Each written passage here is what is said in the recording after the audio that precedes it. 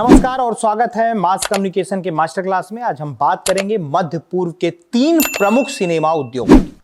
Israeli cinema, तुर्की cinema और मिस्र का सिनेमा, जिसको इजिप्टियन सिनेमा भी कह सकते हैं।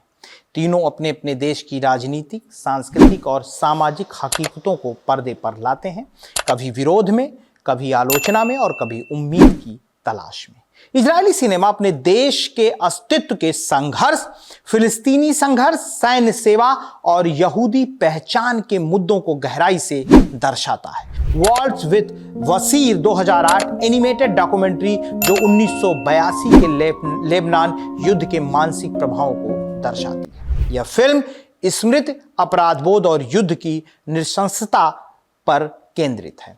फॉक्सट्रॉट 2017 एक परिवार की त्रासदी के जरिए सेना, राष्ट्रवाद और सरकारी सेंसरशिप की तीखी आलोचना करती है। इजरायली फिल्में अक्सर आत्म आलोचनात्मक होती हैं और युद्ध तथा शांति के बीच फंसी जटिल पहचान की पड़ताल करती हैं। तुर्की सिनेमा की अगर हम बात करें तो आधुनिकता और परंपरा की टकराहट। तुर्की सिनेमा एक पुल की तरह है, एक ओर यूरोप, दूसरी ओर एशिया। यह आधुनिकता और इस्लामी परंपराओं के बीच के संघर्ष को सिनेमा में अभिव्यक्त करता है। नूरी बेल्जी साइक्लान तुर्की के सबसे चर्चित निर्देशक रहे। इनकी फिल्में धीमी गति, गहरे संवाद और भावनात्मक प्रतीकों से भरी होती हैं।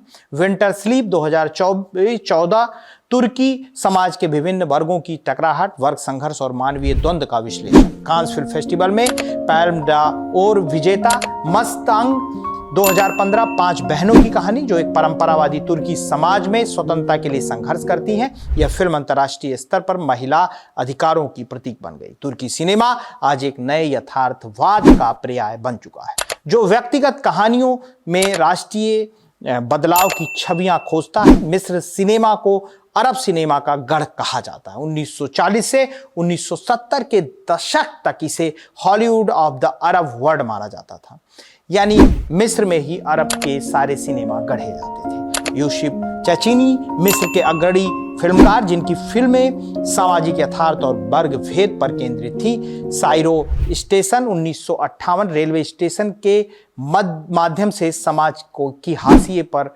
मौजूद लोगों की कहानी। द याकोबियन बिल्डिंग 2006 एक अपार्टमेंट की कहानियों के जरिए मिस्र की राजनीतिक भ्रष्टता, धार्मिक कट्टरता और समलैंगिकता जैसे मुद्दों पर खुलकर बात करती है। 678 2010 में आई यौन उत्पीड़न पर आधारित फिल्म, जिसने मिस्र में महिला अधिकार आंदोलन को सशक्त किया। मिस्री सिनेमा समय के साथ सेंसरशिप और राजनीति के बीच लड़खड़ाता रहा, लेकिन फिर भी वह अरब जनता की असल आवाज बनकर उभरा। अगर इसमें हम समानताएं देखें इन तीनों देशों की या तीनों कल्चर्स की, तो तीनों सिनेमा राजनीतिक दबाव और सेंसरशिप से जूझते हैं। रूपकों और प्रतीकों का प्रयोग आम है और आत्म आलोचना और यथार्थवाद इनका प्रमुख स्टाइल है। अगर हम इन देशों की फिल्मों की भिन्नताएं देखें तो उसमें इजरायली सिनेमा युद्ध और पहचान पर केंद्रित है। तुर्की सिनेमा दर्शन, वर्ग और आधुनिकता की जटिलता पर है, और वहीं मिस्री सिनेमा सामाजिक यथार्थ, जनता की समस्याओं और धार्मिक असहमति को केंद्र में रखता है। मध्य पूर्व का सिनेमा केवल मनोरंजन नहीं, बल्कि सामाजिक संघर्ष, पहचान की खोज और राजनीतिक विरोध का जरिया है।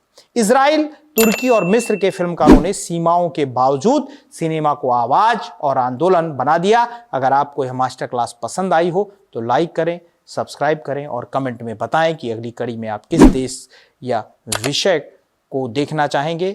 धन्यवाद।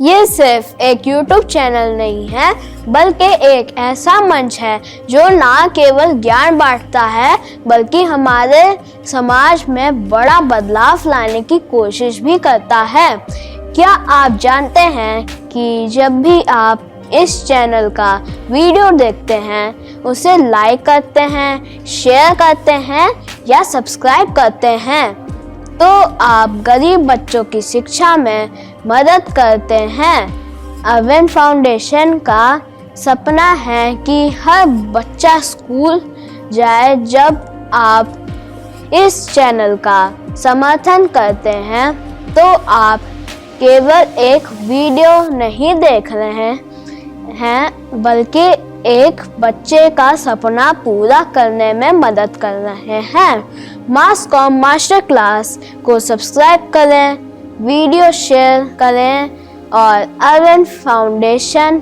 के इस सफ़र का हिस्सा बने।